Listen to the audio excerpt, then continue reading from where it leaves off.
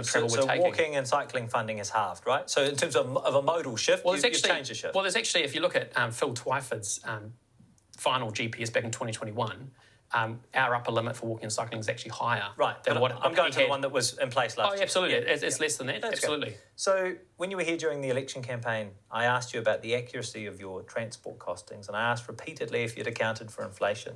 You brushed aside those concerns at the time. You said you'd taken an economically prudent approach to costings with the information you had available. So when NZTA costed your project in November, did they find that your party's costings were accurate?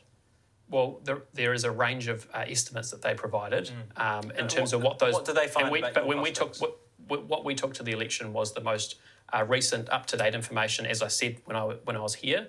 But we've also made it very clear that we're going to need a range of funding and financing tools in order to deliver the infrastructure. Sorry, that's not my question. And we spoke about this last time I was here as well. We need to look at a whole range of ways to fund and finance the infrastructure in New Zealand. So my question was, despite all of the concerns that were raised during the election campaign and the scrutiny that was put over your costings and the questions about properly accounting for inflation, when NZTA costed your projects, did they find your costings were accurate?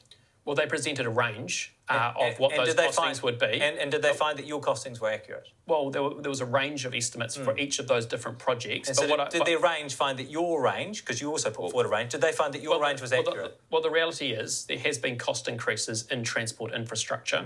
And part of that is because there's been scope increase.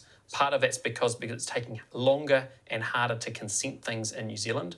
The consent conditions that are being imposed are adding significant cost. And that's why as a government, we're going through all of those issues to actually say, if we're going to be able to build and deliver the infrastructure New Zealand needs, whether that's public transport or whether that's roading, we actually need to get it back to what is the core purpose of that infrastructure that we're trying to do. And I'll give you an example. No, this is really important. This is very important. I understand what you're trying to do. I've got a question here. So there was a lot of scrutiny on those costings. A lot of people said you haven't properly accounted for inflation, the consenting issues that you have raised.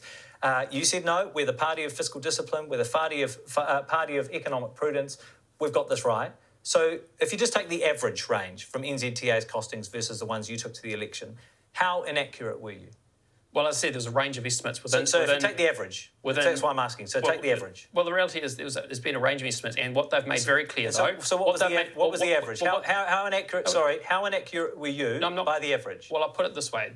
There is a number of things that I've been presented advice over which has been causing significant cost increases and which we as a government are focused on dealing with. And so consent conditions, and I use an example of a consent condition which I think is absurd. There is a